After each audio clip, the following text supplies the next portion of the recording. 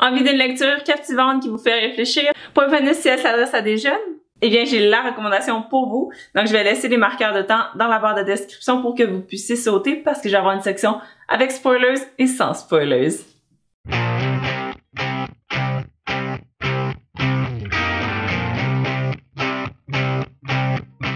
En effet, la suggestion que j'avais pour vous, c'était Rentrer son ventre et sourire par Laurence Baudouin-Masse, publiée chez les éditions de La Bagnole, qui ont ouvert récemment une nouvelle collection jeune adulte. Et jusqu'à présent, c'est le premier livre que je lis d'eux, puis c'est assez prometteur.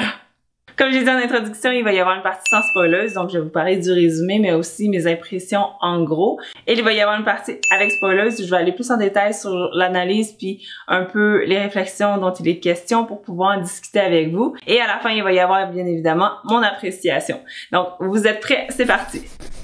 Donc, de quoi ça parle? On va commencer avec le résumé. On va suivre les aventures de Hailey, qui est une YouTuber, qui a sa chaîne Quinoa Forever, qui motive des centaines de milliers d'abonnés à être la meilleure version d'eux-mêmes. Puis, donc, elle va proposer tout ce qui est plan alimentaire, mais également des plans d'exercice physique. Donc, ça va bien ses affaires. Elle a son agence qui l'aide puis qui la coach.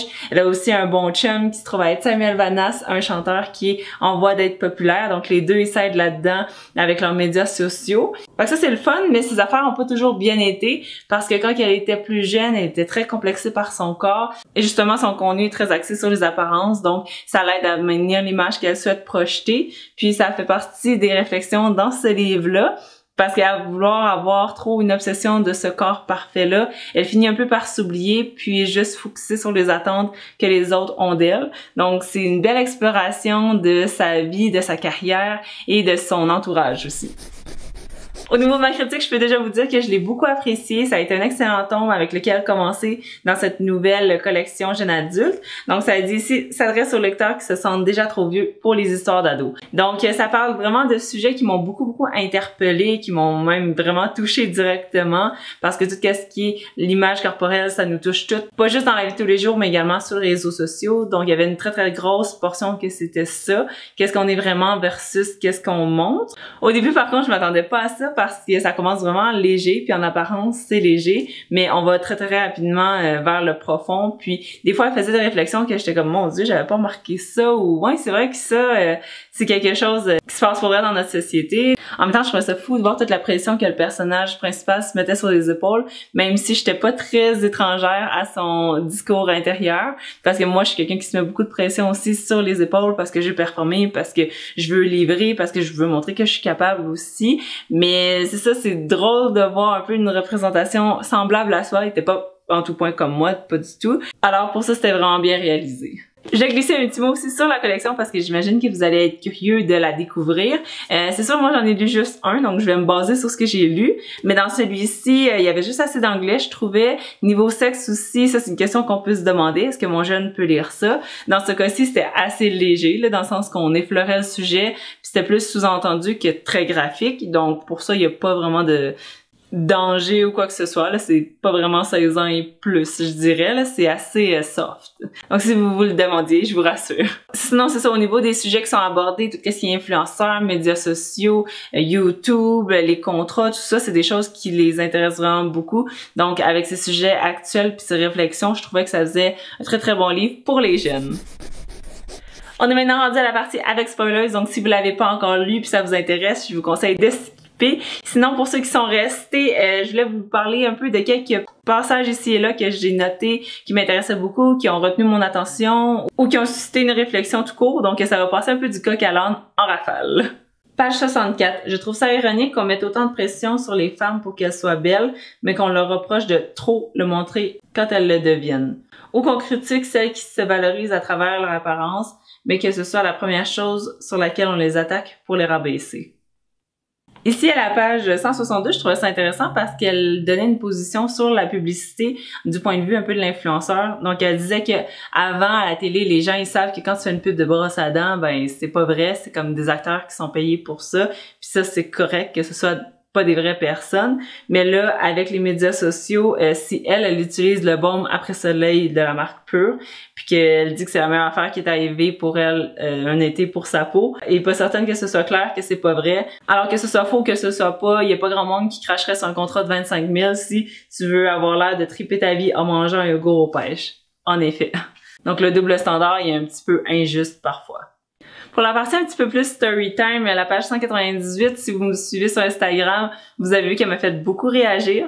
Donc, ça parlait comme quoi elle était avec une amie en train de s'habiller pour une soirée. Puis là, elle lui conseille quelque chose, mais le personnage principal, Daily, est comme « Oh non, je veux pas avoir l'air grosse dans cet outfit-là. » Puis là, c'est toute la réflexion de « Ben non, les gens remarqueront pas que t'as grossi. » Puis elle qui répond « Ben toi, tu voudrais pas non plus te faire pousser à mettre quelque chose que t'es pas confortable. » Donc, c'est un peu le discours au niveau du corps parfait qui est abordé, puis tout ce qui est ben pourquoi tu travailles aussi fort pour l'avoir si tu trouves que c'est pas important, puis est-ce que tu as le droit de dire que tu t'acceptes dans ton corps quand tu fais tous les efforts possibles pour être pas différent, mais pour maintenir un certain idéal. Puis comme j'ai dit sur Instagram à ce moment-là, je suis pas du genre du tout à me filmer en selfie puis à parler de mes émotions, surtout pas de mon poids, mais il y a quand même une centaine, une quatre-vingtaine de personnes qui m'ont vu parler d'à quel point moi aussi je peux être complexée, tout ça. Ça pour dire, en voyant cet extrait-là, ça m'a vraiment beaucoup fait réfléchir. C'est quoi le corps idéal pour moi?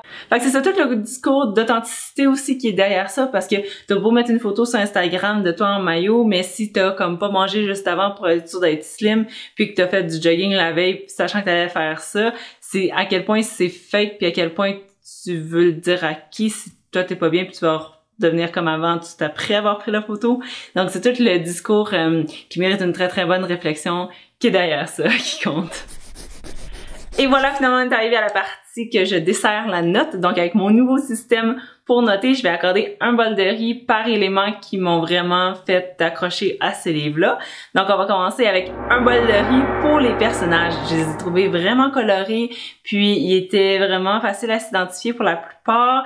Pour le personnage principal, entre autres, je trouvais que j'étais pas à 100% comme elle, mais il y avait beaucoup de choses qui me faisaient m'identifier à elle. Par exemple, la pression qu'elle se mettait pour être parfaite, pour satisfaire les attentes des autres aussi.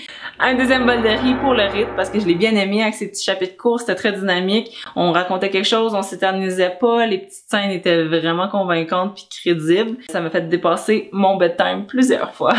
Un troisième bol de riz décerné pour les sujets parce que je les ai trouvés super actuels. Il y avait aussi des choses qu'elle abordait que c'était un peu des non-dits, je dirais, comme par exemple la carrière après Instagram. Qu'est-ce qu'elle va faire si un jour YouTube crash ou Instagram crash? Qu'est-ce qu'elle va faire de sa vie? Ou est-ce qu'elle va faire ça tout court dans 15 ans, 20 ans? Est-ce que les gens vont être toujours au rendez-vous?